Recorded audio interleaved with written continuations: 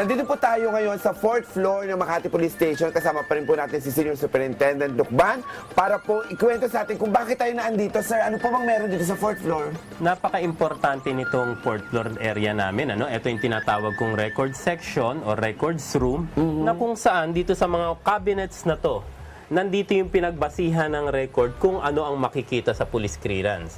Noon balen, manually lang ginagawa. Opo. Bago ka makakuha ng police clearance, maghahanap sila sa voluminous files na ganito, Opo. as early kung paano katagal, at bubunutin ang iyong, titingnan ang iyong pangalan manually. Ito yung mga ni-record natin. Oo. No? But ngayon, dahil sana nasa easy lang tayo, no? Tong mga records natin na ito, yan, yung mga records natin na yan, lahat yan ng buong cabinet na yan, halos puno na yan. Pati yun up to early 1950s, basta't may kaso ka rito. Opo. Pinagtyagaan natin yan, within 3 years, in-input natin lahat sa isang database. Wow. At kaya naman ngayon, kapag kumuha ka ng record na dating mano-mano, titingin ka sa filing cabinet na to, Opo. ngayon, within 10 minutes, makakakuha na ka na. Isang pindot mo lang sa computer ng pangalan mo. Ayun, pero napakahalaga pa rin po nitong inyong Mahalaga, 4th floor dahil mahalaga. importante pa rin yung may hard copy. So, lagi tayong, kapag merong kaso na dumating sa atin, automatically, may Mastercard tayong tinatawag. Ayun ang pinipil up ng tao natin. At minsan, kung ito'y baguhan, pinapipirmahan pa natin, lalo na't mabigat ang kaso. And ilalagay natin dyan. Then, initially, lalagay dito, nung nagpasagawa tayo, i-input natin sa database. Tingnan ngayon natin kung easy lang ba talaga, kagaya na sinasabi ni Senior Superintendent Lucban, ang pagkuha ng police clearance dito sa Makati dahil po tayo ay bababa na at atin pong i-step by step na titingnan ang proseso ng pagkuha ng kanilang police clearance. Samahan niyo po kami. Sir, tara po.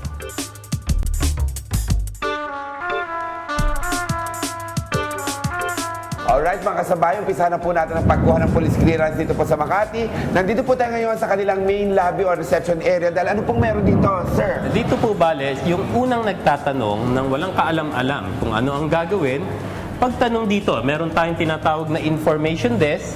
Unang tanong nila, paano kukuha ng police clearance o saan kukuha ng clearance? So ang ating guard dito, ang kaagad mag-a-assist sa'yo kung saan ka dadalhin o saan kukuha. I-guide na tayo rin mismo dun sa room na makikita na ron yung may pangalan, Police Clearance Area. Ayun, so doon tayo pupunta.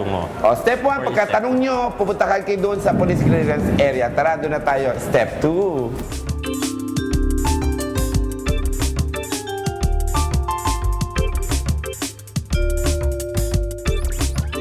Alright, step 2 na tayo. Nasa police clearance room na tayo. Sir, ano mangyayari ngayon? Dito sa area to ngayon, kaagad meron tayo nag-a-assist sa sino mang tao.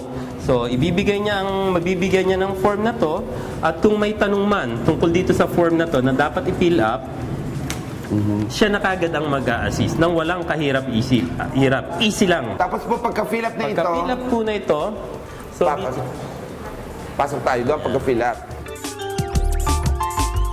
dito sa area to, pag nabigyan siya ng form, maaari nang umupo dito muna sa ating mga may armchair. So, may provided na rin tayong ballpen dito, katulad ng ginagawa niya ngayon. Nag-fill up na siya. Magpi-fill up na siya. Pagka-fill up po na ito, sir, saan ang Once punta? na makapag-fill up na rito, diretso na tayo dun sa ating window 1. Once na maumabot ka na rito with your paper, initial na gagawin ay ibibigay mo lang dito sa window 1. Opo. At pag nabigay dito, kaagad dito imamatch ang pangalan mo dun sa ating record. Importante na ang ilalagay mo doon sa form na yon ay yung totoo lang. Yung totoo lang. Oo, at saka yung tama. Totoo at tama. At sigurado kang sa'yo yun, di ba? Huwag kang mag-iisip at mag-iimbento. Hindi dapat. Dahil once may mali kang isa doon, hindi na kagad magre-reflect sa Hindi database. na, oo. Okay, after po natin magpunta sa window 1, ano po yung next na step po So, natin? kagad i-advise ka nila na mag-transfer ka rito sa window 2. Ano naman po meron sa window Kagad for 2? payment. Alamin niyo pong maigi kung ano po yung purpose ng inyong paggagamitan sa police clearance dahil po iba-iba po ang halaga ng bawat gamit po sa police clearance. After po natin magbayad sa Pagkatapos window 2. makapagbayad pa, pupuntahin ka lang dito, simple-simple. Narito na yung ating biometric. Okay, ano pong nangyayari sa biometrics na yan? Once na yung iyong kamay ay ilagay natin dito. Opo. Once at inaccept ng ating monitor ang record ng ang grid ng iyong record ng iyong thumb, maaari kang mag-proceed sa pictures naman. Okay. Ito naman yung picture, tatapat din sa yung muka to capture yung face nga natin. At pag nakita natin na clear din kaagad yon reflect na dito sa ginawang record system mo at ang huli ay ang iyong releasing area. Okay. Dito kaagad. Sa window 4 po. Sa window 4. Gaano po Ang ating katagal ang printing dyan? Ayan, sabi nga natin dito, 5 to 10 minutes from the moment na maibigay mo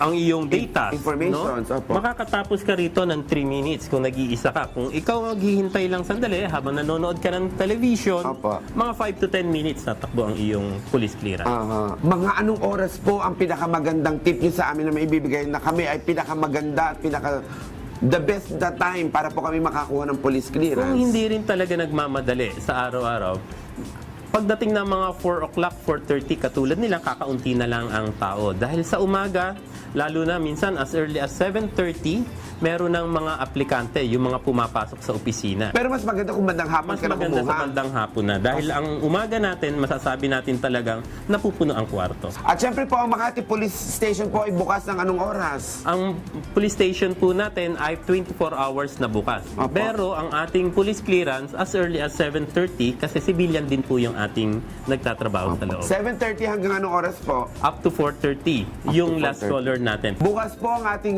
police clearance offices mula Lunes hanggang Biyernes. Biyernes. Pero pagka Sabado at Linggo, wala. Wala po. Hindi sila nagbibigay at nag-i-issue ng police clearance. Sir, message po sa lahat po na mga nagbabalak at kumukuha ng kanilang mga police clearance dito po sa Makati Police Station. Kung sakaling tumanggap tayo ng mga manggagawa o magtatrabaho para sa atin, kung may pagkakataon na samahan natin personal sa police station o kahit sa other source ng NBI clearance, gawin natin. Dahil ang clearance nito ay hindi halaga lang ng papel. Later on, ang clearance na ito ang seguridad natin sa sariling bahay natin, seguridad ng pagkatao natin, seguridad din ng ating maaaring kasamahan sa bahay.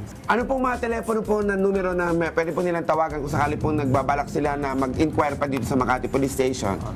Dito po sa Makati Police Station, naka-open ang ating cellphone line para kahit sa text 0917-453-8270. Okay. At syempre po, 24 hours sumasagot po 24 tayo dyan. hours po yan, sumasagot. Isa lang napatunayan ko, Superintendent, dito po sa Makati Police Station, napakadali at easy lang yan kumuha ng police clearance. Sa Makati, ang pagkuha ng police clearance, easy lang. Maraming salamat, Senior Superintendent Manuel Ocban Jr. Siya po ang Chief of Police at ating pong minamahal na kaibigan na ngayon dito po sa Makati Police Station. Thank you very much, Thank sir. you po. Saludo po kami sa inyo. Napakahusay po.